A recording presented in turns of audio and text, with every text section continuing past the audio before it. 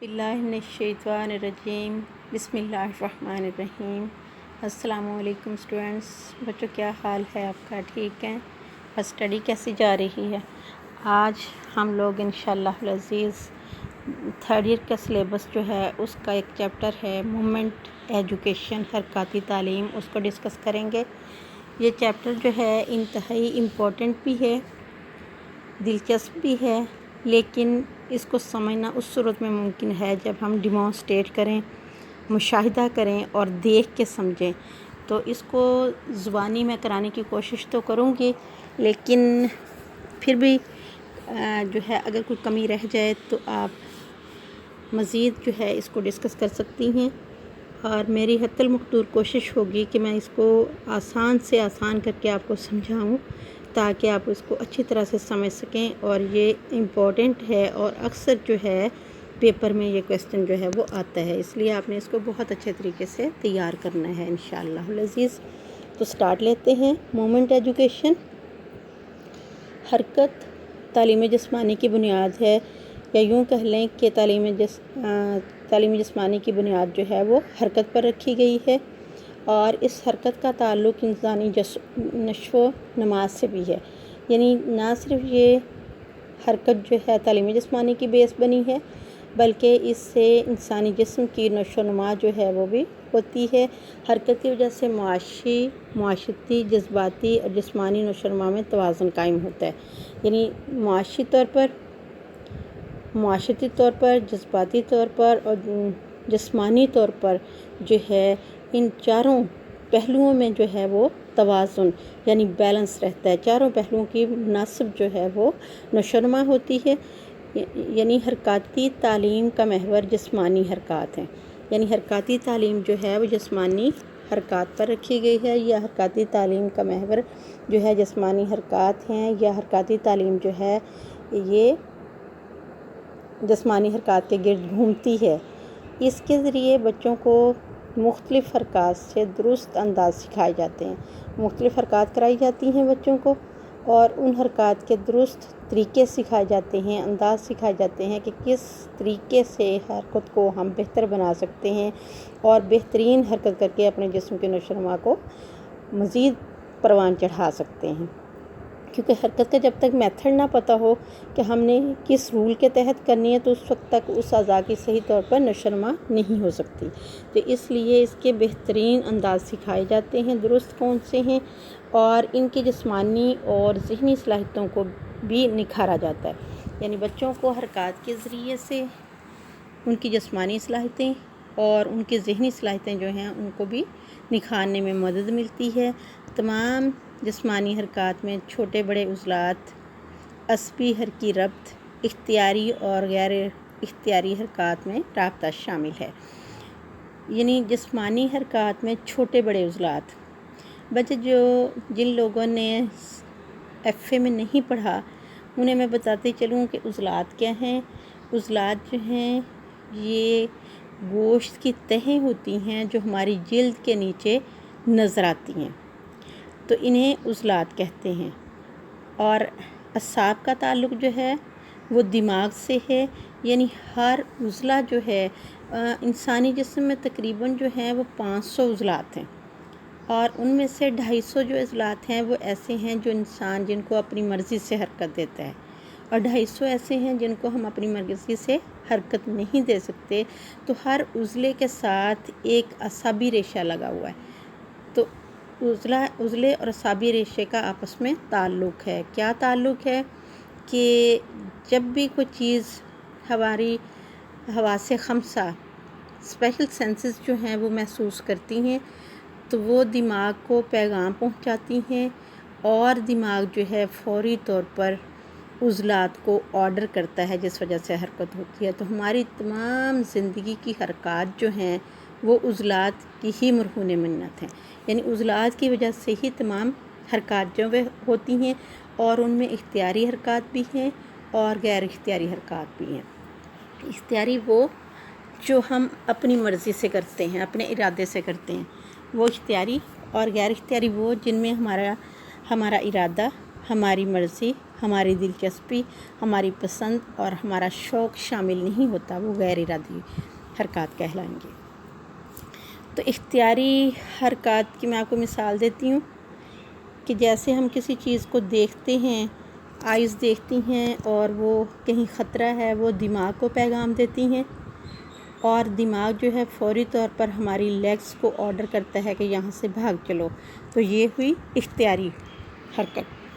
اور غیر اختیاری کہ بعض اوقات ہم کسی گرم چیز کو پکڑتے ہیں، لاشعوری طور پہ ہمارے شعور میں یہ چیز نہیں ہوتی کہ یہ ہاٹ ہے، گرم ہے، اور جیسے ہی اس کے ساتھ جو ہے ہاتھ ٹچ ہوتا ہے یا سکن ٹچ ہوتی ہے تو ہم فوری طور پر اس اعضاء کو پیچھے کر لیتے ہیں۔ تو یہ کیا ہوتا ہے؟ ایکشن اور ری ایکشن، یعنی فوراً ایکشن ہوا اور اس کے فوراً اس کا رد عمل ہوا۔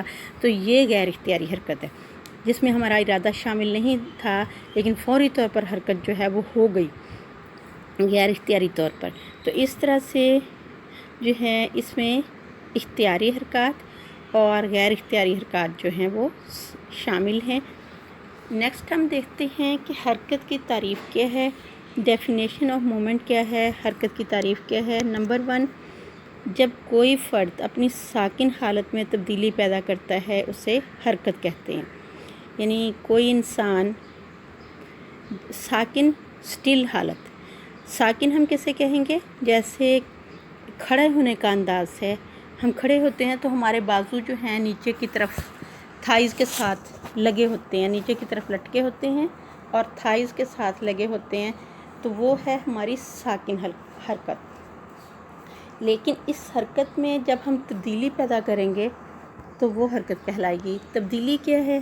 بالفرض ہم نے بازو کو اٹھا کے اوپر کی طرف کر لیا، یا ہم نے بازو جو ہے اس کو اپنی سائیڈوں پہلوؤں کی طرف جو ہے کندھوں کی سیدھ میں کھول دیا، تو یہ جو ہے تبدیلی ہو جائے گی۔ کسی ساکن حالت میں یہ تبدیلی کہلائے گی، تو یہ تبدیلی جو ہے اسے حرکت کہیں گے۔ نمبر 2، اگر جسم کے اعضاء اپنی قدرتی حالت میں تبدیلی پیدا کریں تو یہ حرکت کا عمل ہوگا۔ یعنی جسم کا کوئی اعضاء قدرتی حالت جو اس کی نیچرل پوزیشن ہے اس میں جب تبدیلی پیدا کریں گے تو یہ حرکت کا عمل ہوگا۔ جو اوپر میں نے آپ کو سمجھایا سیم اسی طرح سے اس کو ہم سمجھ سکتے ہیں۔ نمبر 3، جب کوئی فرد اپنی اصلی حالت سے کسی بھی سمت یعنی دائیں بائیں، اوپر نیچے، آگے پیچھے بڑھے اسے حرکت کہتے ہیں۔ یعنی جب کوئی بھی فرد اپنی اصلی حالت سے کسی بھی سمت کو، کسی بھی طرف کو، دائیں طرف، بائیں طرف، اوپر کی طرف، نیچے کی طرف، آگے کی طرف یا پیچھے کی طرف، یعنی جو ہماری ساری سمتیں ہیں ان میں کسی بھی طرف اگر وہ بڑھتا ہے اپنی اصلی حالت سے تو وہ حرکت کہلاتی ہے۔ نمبر 4، اگر کوئی جسم اپنے گرد و پیش کی چیزوں سے اپنا فاصلہ تبدیل کرتا ہے تو وہ عمل حرکت کہلائے گا۔ اگر کوئی جسم اپنے گرد و پیش کی چیزوں سے، گرد و پیش اس کے ارد گرد جو ہیں ان سے فاصلہ تبدیل کرتا ہے تو اس کے ارد گرد کی چیزوں سے یعنی وہ دور ہوتا ہے تو وہ عمل جو ہے وہ حرکت کہلاتا ہے۔ اب ہم دیکھتے ہیں کہ یہ ساری جو ہم نے پڑھی کہ حرکت کیسے ہوئی، کون سے ہماری پوزیشن باڈی کی چینج کرنے سے حرکت ہو جاتی ہے، تو یوں تو زندگی کی تمام کام حرکت کی مرہون منت ہیں۔ یعنی یوں تو زندگی کے تمام امور کہتے ہیں امر کی جمع کو، امر ہوتا ہے کام، تو یوں تو زندگی کے تمام امور جو ہیں وہ حرکت کی وجہ سے ہی ہوتے ہیں۔ زندگی حرکت ہے، جبکہ حرکت ہی کا دوسرا نام زندگی ہے۔ یعنی زندگی جو ہے وہ حرکت سے ہے اور حرکت کا ہی دوسرا نام جو ہے وہ زندگی ہے۔ یعنی کسی چیز کے زندہ ہونے کا جو ہے ثبوت کس چیز سے ملتا ہے؟ حرکت سے، کیونکہ حرکت زندگی کی علامت جو ہے وہ سمجھی جاتی ہے۔ یہاں حرکت نہیں ہے، جمود ہے، تو وہ جمود یا ٹھہراؤ یا ساکن حالت جو ہے وہ موت ہے۔ تو جمود جو ہے وہ حرکت کی علامت نہیں سمجھا جاتا، حرکت جو ہے وہ زندگی کی علامت سمجھی جاتی ہے۔ جیسے میں آپ کو مثال دیتی ہوں کہ بچہ جب پیدا ہوتا ہے تو پیدا ہوتے ہی ہاتھ پاؤں مارنا شروع کر دیتا ہے، تو یہ جو ہے اس کی زندگی کی علامت ہے کہ وہ بچہ زندہ ہے۔ اگر وہ ہاتھ پاؤں نہیں ہلاتا یا وہ روتا نہیں ہے، بچے کی فطرت ہے کہ جب بچہ پیدا ہوتا ہے تو پیدا ہوتے ہی وہ روتا ہے، تو یا اگر وہ روتا نہیں تو جو وہ حرکت نہیں ہے اس کی کوئی بھی، تو اس سے اسے ہم زندہ تصور نہیں کر سکتے۔ تو اسی لیے کہا جاتا ہے کہ حرکت کو زندگی کی علامت سمجھا جاتا ہے۔ علامت نشانی، یعنی حرکت جو ہے وہ زندگی کی نشانی ہے۔ حرکت کی وجہ سے معاشی ترقی، معاشرتی اور جسمانی اہلیت میں اضافہ ہوتا ہے۔ یعنی حرکت کی وجہ سے معاشی ترقی، معاشرتی ترقی اور جسمانی اہلیت میں جو ہے وہ اضافہ ہوتا ہے۔ اور وہ جسمانی اہلیت جو ہے، جسمانی اہلیت کو ہم نے پیچھے بھی ڈسکس کیا تھا، لیکن ایک دفعہ میں پھر آپ کو بتاتی چلوں کہ جسمانی اہلیت وہ صلاحیت ہے کہ اگر کوئی ناگہانی صورتحال پیش آ جائے اور روٹین کے کام کرنے کے بعد اچانک ہمیں کسی ایسی سچویشن کا سامنا کرنا پڑے تو بغیر تھکاوٹ کے اگر ہم اس کا سامنا کریں اور ناگہانی حالات سے نپٹ جائیں تو یہ ایک جسمانی اہلیت کی مثال ہوگی۔ حرکت کی اقسام آگے ہم دیکھتے ہیں، ٹائپس آف مومنٹ یا حرکت کی اقسام۔ تو نمبر 1، اس کی اقسام میں 2 چیزیں آئیں گی۔ حرکت کی 2 اقسام ہیں یا 2 ٹائپس ہیں حرکت کی۔ نمبر 1 جو ہے ارادی حرکات ہیں اور نمبر 2 جو ہے وہ غیر ارادی حرکات ہیں۔ ارادی والنٹری مومنٹس اور غیر ارادی انوالنٹری مومنٹس، یعنی ایسی حرکات جو ہم اپنی مرضی سے کریں اور ایسی حرکات جن میں ہماری مرضی یا ارادہ جو ہے وہ شامل نہ ہو۔ تو یہاں ہم دیکھتے ہیں کہ ارادی حرکات والنٹری مومنٹس جو ہیں وہ کون کون سی ہیں۔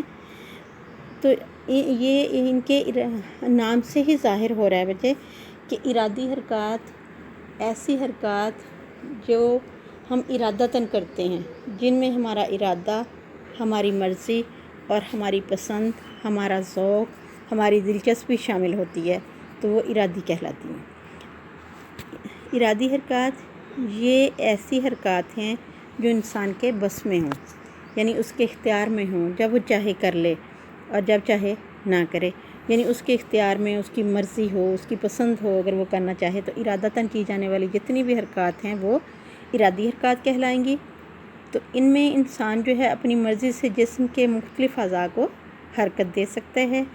اور مثال کے طور پر ہم جسم کی حرکت کو کیسے سمجھیں گے؟ مثلاً چلنا، دوڑنا، اچھلنا، بیٹھنا وغیرہ وغیرہ، یعنی یہ ایسی حرکات ہیں جس میں چلنا ہے، دوڑنا ہے، اچھلنا ہے اور بیٹھنا ہے۔ یہ ایسی حرکات ہیں جن کو ہم اپنی مرضی سے حرکت دے سکتے ہیں۔ یعنی ہم اپنی مرضی سے چل سکتے ہیں، ہم اپنی مرضی سے دوڑ سکتے ہیں، ہم اپنی مرضی سے اچھل سکتے ہیں اور ہم اپنی مرضی سے بیٹھ سکتے ہیں۔ یہ ایسی حرکات ہیں جن میں ہمارا ارادہ شامل ہے یا ہماری مرضی جو ہے وہ شامل ہے۔ ہم اپنی مرضی سے جس طرح سے چاہیں اپنی باڈی کو حرکت دے سکتے ہیں۔ اور نیکسٹ ہم اگلا دیکھتے ہیں کہ نیکسٹ کیا ہے۔ ارادی حرکات کی 2 اقسام ہیں، نمبر 1 بنیادی حرکات، نمبر 2 فروعی حرکات۔ تو اب ہم بنیادی حرکات کو ڈسکس کریں گے۔ بیسک مومنٹس، بنیادی حرکات کون سی ہیں، یعنی بیس کون سی ہے حرکات کی؟ بنیادی حرکات سے مراد ایسی حرکات جو انسان کو پیدائشی طور پر ورثے میں ملتی ہیں، یعنی بنیادی حرکات سے مراد ایسی حرکات ہیں جو انسان کو وراثت میں اپنے پیرنٹس سے ملتی ہیں۔ جس طرح سے پراپرٹی اور جائیداد وغیرہ جو کچھ بھی ہوتا ہے پیرنٹس کا وہ ورثے میں اولاد کو ملتا ہے، تو اسی طرح کچھ حرکات ہیں جو انہیریٹڈلی بچہ جو ہے وہ گین کرتا ہے، اپنے پیرنٹس سے اس کو ملتی ہیں۔ تو یہ ایسی حرکات ہوتی ہیں جن کو سیکھنا نہیں پڑتا بچے کو، محنत نہیں کرنی پڑتی، توگو نہیں کرنی پڑتی۔ جس طرح پراپرٹی خود بخود منتقل ہوتی ہے، ٹرانسفر ہوتی ہے اولاد میں، اسی طرح یہ حرکات بھی خود بخود جو ہیں وہ اولاد کو ملتی ہیں یا اولاد میں ٹرانسفر ہوتی ہیں۔ اس کے لیے انہیں سیکھنا نہیں ہوتا، محنت نہیں کرنی ہوتی۔ حرکات چونکہ انسانی زندگی کا حصہ ہیں اور انسانی زندگی اس کے بغیر جو ہے وہ ادھوری ہے۔ جب تک حرکات نہیں ہیں ہم انسانی زندگی کا تصور بھی نہیں کر سکتے، زندگی کے بارے میں سوچ بھی نہیں سکتے، کیونکہ زندگی کی علامت ہی حرکت ہے۔ بنیادی حرکات میں جھکانا، سکیڑنا، ہلنا، جلنا، مڑنا وغیرہ شامل ہیں۔ یعنی بنیادی حرکات جس میں جسم کا جھکانا، سکیڑنا، ہلنا جلنا، یہ ساری چیزیں ایسی ہیں جو بچہ اپنے پیرنٹس سے سیکھتا ہے۔ جب بچہ بہت چھوٹا ہوتا ہے تو آپ نے دیکھا ہوگا کہ وہ ہاتھ پاؤں میں مارتا ہے، ہلتا جلتا ہے، اس کو نہ اس کی ماں نے سکھایا ہے نہ اس کے باپ نے سکھایا ہے۔ یہ وہ حرکات ہیں جو اس نے خود بخود اپنے ماں باپ سے وراثت میں لی ہیں۔ تو ایسی حرکات بغیر سیکھے بچہ خود بخود کرتا ہے۔ بنیادی حرکات کی چند اقسام کی وضاحت جو ہے وہ ہم کرتے ہیں کہ کون کون سی ہیں۔ اور بنیادی حرکات میں پھیلانا ہے، جھکانا ہے اور مروڑنا ہے۔ یعنی اس میں پھیلانے کی پھیلانا باڈی کا، جھکانا باڈی کا اور مروڑنا۔ یہ اب ہم پہلے نمبر پر دیکھیں گے۔ پھیلانا کیا ہے، اسٹریچنگ کیا ہے؟ جب جسم کے کسی عضو کو اس کے مرکز سے دور لے جائیں تو یہ پھیلانے کا عمل کہیں گے۔ اب ہم دیکھیں گے کہ مرکز کیا چیز ہے۔ مرکز جو ہے گریوٹی، یعنی کسی چیز کا سینٹر، تو باڈی کا سینٹر جو ہے وہ ناف ہے۔ ناف جسے ہم بیلی بٹن کہتے ہیں، یہ یہاں ہمارا مرکز ثقل ہے باڈی کا یہ۔ تو جب ہم جسم کے کسی عضو کو اس کے مرکز سے دور لے جائیں گے تو یہ پھیلانے کا عمل ہوگا۔ جیسے ہم بازو نیچے رکھ کے کھڑے ہیں تو نیچے کو لٹکا کے کھڑے ہیں، اگر ہم ان بازوؤں کو اٹھا کے سائڈوں کی طرف پھیلا دیں تو یہ مرکز سے دور ہو جائیں گے اور یہ عمل جو ہے وہ پھیلانا کہلائے گا۔ مثلاً ٹانگوں اور بازوؤں کو جسم کے مرکز سے دور لے جانا، دوسرے الفاظ میں جسم کو لمبے سے لمبا کرنا جسم کا پھیلانا کہلاتا ہے۔ یعنی ہم بازوؤں کو جو ہے سائڈوں کی طرف نکال دیں، ہم ٹانگوں کو جو ہے وہ اوپر کی طرف اٹھا دیں، اوپر کی طرف نہیں اٹھائیں گے بلکہ ٹانگوں کو سائڈوں کی طرف کھول لیں گے۔ اوپر کی طرف اٹھائیں گے تو وہ تو مرکز کے قریب آئیں گی، سائڈوں کی طرف کو کھولیں گے تو یہ مرکز سے دور ہو جائیں گی۔ اس طرح سے یہ پھیلانے کا عمل کہلائے گا۔ اب ہم پھیلانے کے مختلف انداز دیکھیں گے کہ کون کون سی ایسی ایکسرسائزز ہیں جو پھیلانے کو ظاہر کرتی ہیں۔ تو اس میں فضا میں اچھل کر جسم کو لمبے سے لمبا کرنا، یعنی فضا میں اوپر اچھلیں اور کوشش کریں کہ جسم کو لمبے سے لمبا کریں۔ نمبر 2، فضا میں اچھلتے ہوئے ٹانگیں اور بازو اطراف میں پھیلائیں، یعنی اوپر کو اچھلیں اور پھر کوشش کریں کہ سائڈوں کو بازو پھیلیں اور ٹانگیں جو ہیں وہ بھی سائڈوں کو پھیلیں۔ نمبر 3، زمین پر لیٹ کر بازو اور ٹانگیں پھیلاتے ہوئے لمبے سے لمبا ہونا، یعنی زمین پر لیٹ جائیں سیدھا، چت جسے کہتے ہیں چت لیٹنا، یعنی سیدھا لیٹنا اور ٹانگیں پھیلاتے ہوئے لمبے سے لمبا ہونے کی کوشش کریں۔ تو یہ ہیں اسٹریچنگ کی ساری مثالیں کہ باڈی کو پھیلایا کس طرح سے جاتا ہے۔ نیکسٹ ہم دیکھتے ہیں بینڈنگ۔ بینڈنگ کیا ہے؟ جھکانا۔ جب جسم کے کسی عضو کو اس کے مرکز کی جانب اکٹھا کریں گے یا سکیڑیں گے تو یہ عمل جو ہے جھکانا یا سکیڑنا کہلائے گا۔ پہلے میں ہم نے مرکز سے جو ہے اعضاء کو دور کیا تھا، اب یہاں ہم کسی بھی عضو کو اس کے مرکز کی جانب اکٹھا کریں گے تو یہ سکیڑنے کا عمل ہوگا۔ تو یہ عمل سکیڑنا جو ہے یہ جھکانا کہلائے گا یا سکیڑنا کہلائے گا۔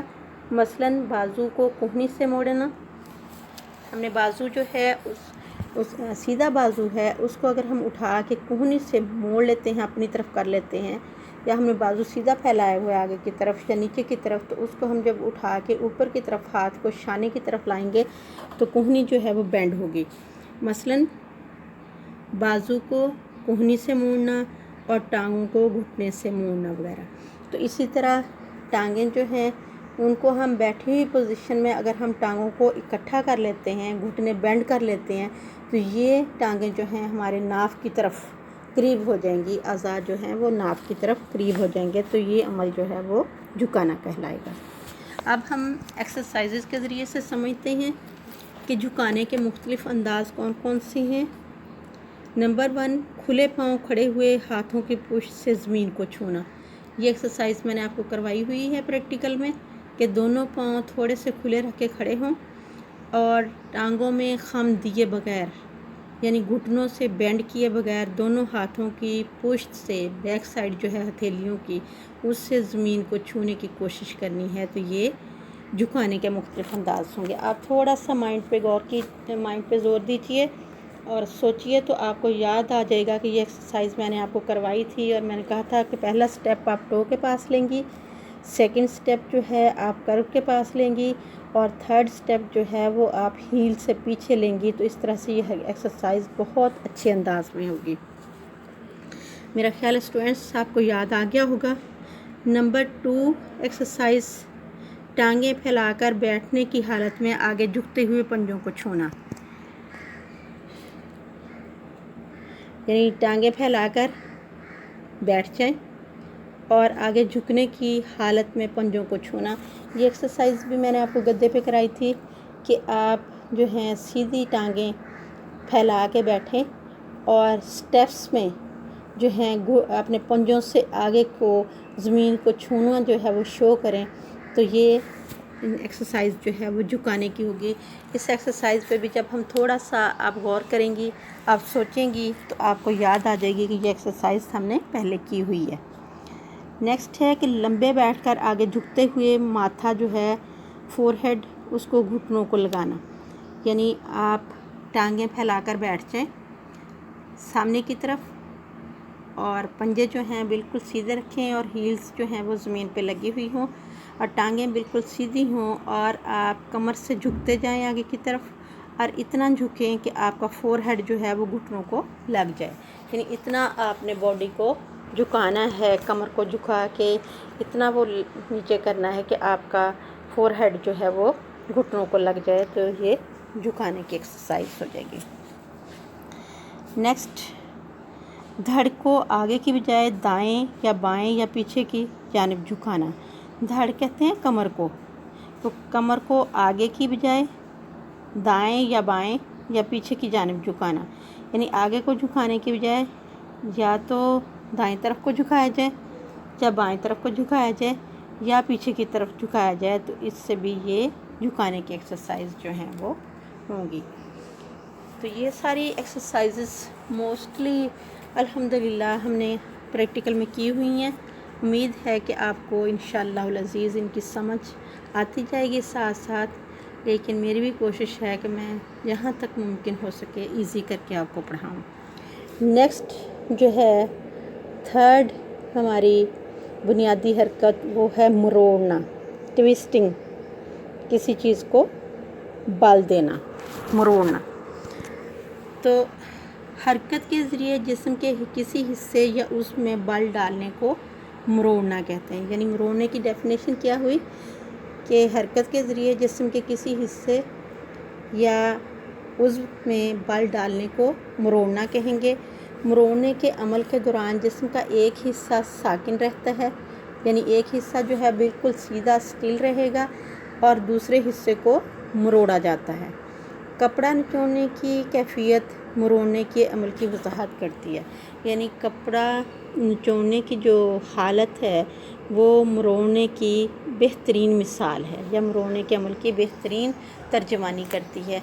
تو جب ہم کسی کپڑے کو دھوتے ہیں اور دھونے کے بعد اس کا پانی ہم نچوڑنے کے لیے اس کو بل دیتے ہیں، تو آپ نے دیکھا ہوگا کہ ایک نا بل سا آتا ہے کپڑے میں، تو وہ ہے مروڑنا۔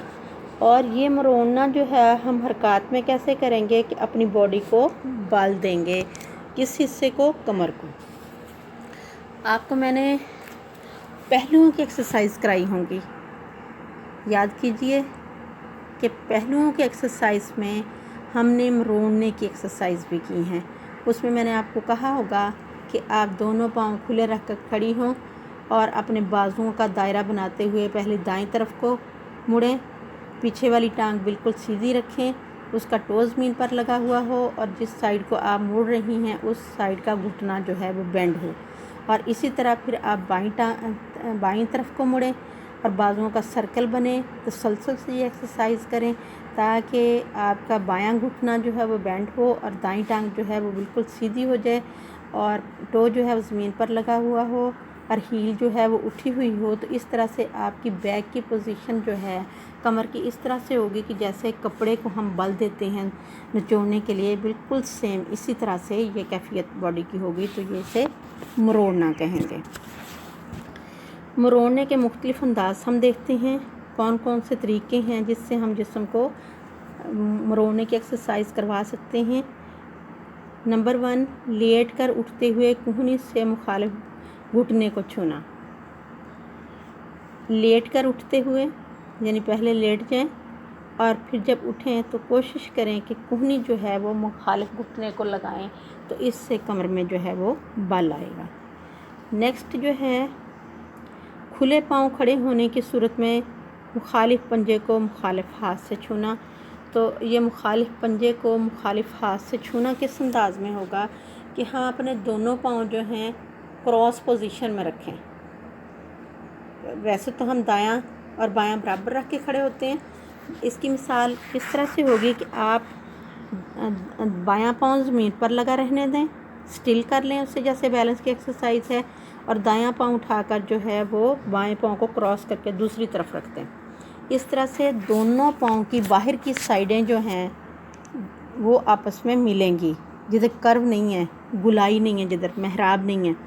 تو اس طرح سے جب آپ بیلنس کر لیں گی، آپ اس طرح سے کھڑی ہو جائیں گی، تو پھر آپ جو ہے اپنے بازوؤں کو نیچے لٹکاتے ہوئے آہستہ آہستہ دائیں طرف کو نیچے کی طرف جھکیں گی اور دائیں ہاتھ سے بائیں ٹخنے کو چھونے کی کوشش کریں گی اور اسی طرح جو ہے سیدھی ہوں گی اور پھر سیدھے ہونے کے بعد اپنے بائیں ہاتھ سے دائیں ٹخنے کو چھونے کی کوشش کریں گی.